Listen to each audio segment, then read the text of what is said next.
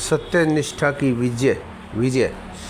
एक राजा ने ये घोषणा कर रखी थी कि राजधानी में आए हुए हर व्यापारी का माल रात होने से पहले अवश्य बिक जाना चाहिए तथा यदि रात होने से पहले किसी व्यापारी का कुछ माल ना बिक पाया तो राजा उसे समय खरीद लेगा। एक दिन एक व्यक्ति राजधानी में आया। उसके बक्से में कबाड़ मानी जाने वाली बेकार वस्तुएं पड़ी हुई थी। वह उन वस्तुओं का मूल्य 1000 रुपये मांगता था, जिससे कोई भी व्यक्ति उन महत्वहीन वस्तुओं को खरीदना नहीं चाहता था। सारा दिन बीत गया, किसी ने उस चीज़ को नहीं खरीदा। शाम होते होते राजा के दूत आ गए। उन्होंने उस व्यक्ति से उसके सामान का मूल्य पूछा। व्यक्ति द्वारा 1000 रुपये मूल्य बताने पर वे आश्चर्यचकित रह गए। उन्होंने उसे अधिक से अधिक 200 रुपये देने चाहे, परंतु वह व्यक्ति 200 रुपये में भी अपना कबाड़ बेचने को तैयार नहीं हुआ।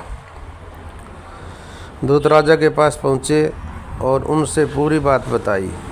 राजा ने कहा कि जितने भी चाहे वह रुपये मांगे, उसका सामान वापस नहीं जाना चाहिए। दूत बोले कि सामान काम का नहीं है, उसके तो 200 रुपये भी देने ठीक नहीं है। राजा ने उन्हें अपनी प्रतिज्ञा की याद दिलाते हुए कहा कि चाहे जो भी हो जाए, उसका सामान ज़रूर से ज़रूर खरीद लेना है। राजा की इस अनोखी जिद पर दूत मन ही मन हंसते हुए चले गए। इस बार राजा के दूतों ने उसको 500 रुपये देने की पेशकश की, परंतु जिद्दी व्यापारी 1000 रुपये से 1 पैसा भी कम लेने को तैयार ना था। जब काफ़ी देर बात करने के बावजूद भी इस बात नहीं बनी तो दूतों को 1000 रुपये देने ही पड़े। उन्हें अपने राजा की जिद याद थी। वे बेकार चीज़ों से भरा हुआ संदूक लेकर चल दिए। महल में वह संदूक आ गया। अब राजा संतुष्ट था। रात को राजा अपने महल के बाहरी कमरे में था। उसने देखा कि एक सुंदर स्त्री आभूषण से लदी हुई महल से बाहर निकल रही थी। राजा उसके पास जाकर बोला कि आप कौन हैं और कहाँ जा रही हैं? उस सुंदरी ने उत्तर दिया कि मैं लक्ष्मी हूँ। जब से तुम राजा बने थे मैं यहाँ पर रह रही थी। अब क्योंकि तुमने महल में दरिद्रता का, गरीबी का प्रतीक यानी वो कबाड़ भरा संदूक भिजवाया है, इसलिए अब मैं यहाँ नहीं रह सकती। मैं जा रही हूँ। ये कहकर लक्ष्मी जी चली गई। राजा ने उसे रोकने का कोई प्रयास नहीं किया। कुछ समय बाद राजा ने एक सुंदर युवक को बाहर निकलते देखा। राजा उसके पास भी गया और बोला, आप कौन हैं और यहाँ से कहाँ जा रहे हैं? युवक बोला कि मैं दान का देवता हूँ। जब से तुम राजा बने थे मैं यहीं निवास कर रहा था। अब क्योंकि लक्ष्मी जी यहाँ से चली गई है तो अब आप अपनी दानशीलता पर कायम नहीं रह पाएंगे, इसलिए मैं जा रहा हूँ। राजा ने उसे भी रोकने का प्रयास नहीं किया। वह अपने रास्ते चला गया। कुछ देर बाद राजा ने एक और युवक को महल से बाहर निकलते देखा। राजा बाहर आया, उससे भी वही सवाल पूछा जो कि दूसरों से पूछा था। युवक ने कहा कि राजन, मैं सदाचरण हूँ। मैं शुरू से ही आपके महल में निवास कर रहा था। लक्ष्मी और दान के देवता के महल छोड़ देने के बाद सदाचरण नहीं रह पाएगा। धन के अभाव में मनुष्य को कुछ भी करना पड़ सकता है, इसी कारण मैं जा रहा हूँ। राजा ने उसको भी रोकने का प्रयास नहीं किया और वो भी चला गया।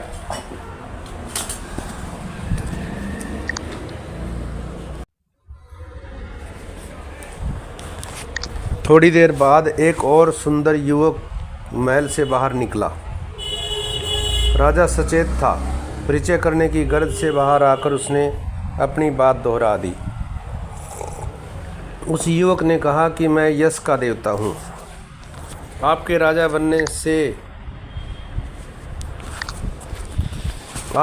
बनने से ही मैं यहाँ पर रह रहा था। अब क्योंकि लक्ष्मी के अभाव में आप दरिद्र होने वाले हैं, सदाचरण और दानशीलता भी यह अब यहाँ नहीं रहे, इसलिए अब आप यश के पात्र नहीं बन पाएंगे। मेरा अब यहाँ रहना असंभव है, इसलिए मैं महल छोड़कर जा रहा हूँ। इसके बाद एक और युवक महल से बाहर निकला। उसकी छटा निराली थी। राजा ने उससे भी वही प्रश्न दोहरा दिया। वो बोला, मैं साक्षात सत्य हूँ। मैं प्रारंभ से ही आपके महल में ठहरा हुआ था। लक्ष्मी, यश, दानशीलता, सदाचरण सभी एक एक करके जा चुके हैं, तो मैं ही अब यहाँ पर रुक कर क्या करूँगा। सत्य की बात सुनकर राजा बोले, मैंने सत्य को कभी नहीं छोड़ा। मैंने जनहित में ये प्रतिज्ञा ली थी कि शाम होने के पश्चात जिस दुकानदार का जो सामान बचेगा मैं उसको खरीद लूँगा। अपनी उस प्रतिज्ञा की सत्यता पर स्थिर रहते हुए मैंने 1000 रुपये में उस व्यक्ति का वो कबाड़ खरीद लिया। सत्य के कारण ही मैंने लक्ष्मी, दानशीलता, सदाचरण और यश किसी को नहीं रोका, परंतु मैंने सत्य पर आस्था कभी नहीं छोड़ी है। इसलिए सत्य को मेरा साथ नहीं छोड़ना चाहिए। राजा की बात सुनकर सत्य ने अपना जाना रोक दिया और वापस महल में चला गया।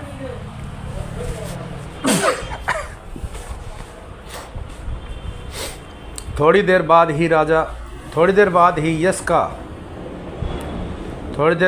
यश राजा के पास लौट आया। यश वापिस आ गया और आकर बोला कि आदमी वैसे कितना भी धनी और दानशीलता हो, सत्यनिष्ठा के बिना उसे प्रतिष्ठा नहीं मिल सकती। अतः मैं भी सत्य के साथ रहूँगा। राजा ने उसके लौटने का स्वागत किया। यश का देवता महल में चला गया। कुछ समय ही बीता था कि सदाचरण भी वापस आ गया। उसने राजा से बताया। थोड़ी देर बाद दान का देवता आया। राजा को उसने बताया कि आदमी चाहे कितनी भी संपत्ति का स्वामी हो जाए, वह तब तक दानशील नहीं हो सकता जब तक कि उसके हृदय में सत्य का निवास न हो। अतः मैं भी सत्य के साथ ही रहूँगा। राजा ने उसका भी स्वागत किया और दान का देवता भी महल में चला गया। तब धर्मराज स्वयं राजा के पास आए। राजा ने उन्हें प्रणाम किया। धर्मराज ने उसे बताया कि मैं साक्षात धर्म हूँ। राजा, मैं आपकी परीक्षा लेना चाहता था, इसलिए मैंने ही उस व्यापारी का वेश बनाया। व्यापारी का वेश बनाकर 1000 रुपये का मैं कबाड़ बेचा मैंने आपको। आप सत्यनिष्ठा पर स्थिर रहे हैं, इसलिए मैं आपसे बहुत प्रसन्न हूँ। चाहो तो कोई वरदान मुझसे आप मांग लो। राजा ने कुछ नहीं मांगा। उसने धर्मराज का सत्कार किया। धर्मराज ने कहा कि अब जब भी मेरी ज़रूरत पड़े आप मेरा स्मरण करना, मैं उपस्थित हो जाऊंगा। ये कहकर धर्मराज अंतर्ध्यान हो गए। तभी राजा ने देखा कि लक्ष्मी भी वापस लौट आई थी। सत्यनिष्ठा व्यक्ति के पास सुख समय दौड़े आते हैं। सत्यनिष्ठ व्यक्ति के पास सुख समय दौड़े आते हैं। चाहे जितनी भी कठिनाई आए, हमें सत्य का आसरा नहीं छोड़ना चाहिए। कबीरदास जी ने कहा है कि साच बराबर तप नहीं, झूठ बराबर पाप, जाके हृदय साच है ताके हृदय आप। प्यार से कहिए। धन्यवाद जी।